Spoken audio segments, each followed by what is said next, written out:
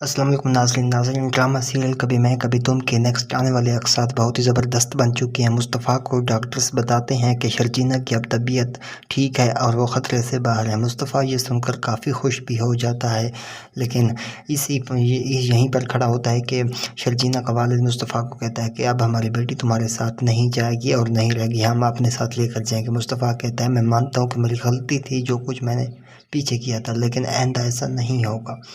میں شرجینہ سے معافی مانگ لوں گا، اگر اس نے مجھے معاف کر دیا تو میں اسے ساتھ لے جاؤں گا، اگر اس نے معاف نہ کیا تو میں نہیں لے جاؤں گا۔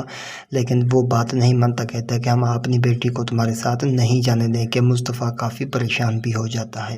اب دوسری طرف رباب کہتی ہے پولیس والوں کو کہ عدیل اتنی آسانی سے چوری نہیں مانے گا، اس پر اتنا تشدد کرو کہ وہ مان جائے کہ اس کے کس اکاؤنٹ میں کتنے پیسے ہیں، اور اگر وہ نہ مانے تو اس کے والد کو بھی گرفتار کر لو اور اس پر بھی تشدد کرو، کیونکہ اس کے والد کے نام بھی اکاؤنٹ ہیں جو کروڑ روپے اس اکاؤنٹ میں ہیں، اسی لیے وہ ساری رقم مجھے واپس چاہیے۔ پولیس والا کہتا ہے رباب سے کہ ہمارے پاس وقت زیادہ نہیں ہے، عدیل کی بہت جلد ضمانت ہو جائے گی۔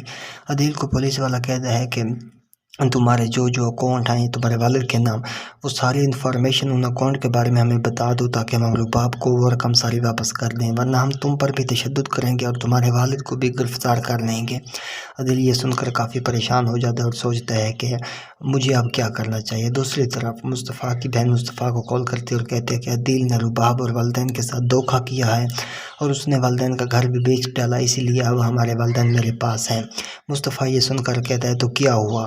میرا اب ان سے کوئی تعلق نہیں ہے، اسی دن میرا رشتہ ختم ہو گیا تھا جب چوری کا الزام لگا کر مجھے اس گھر سے نکال دیا گیا تھا۔